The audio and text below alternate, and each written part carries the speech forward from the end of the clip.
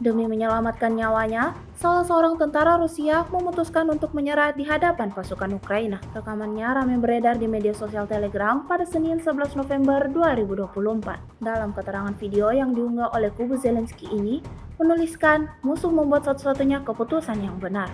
Tampak dalam rekaman, tentara Rusia mengangkat tangannya ke arah drone Ukraina sebagai tanda telah menyerah. Operator drone Ukraina kemudian langsung mengawal tentara Rusia tersebut ke posisi pasukan Ukraina, di mana dia ditemui oleh prajurit infanteri dan diberikan bantuan medis. Orang Rusia tersebut selamat dan akan dapat kembali ke wilayah sementara Federasi Rusia selama pertukaran.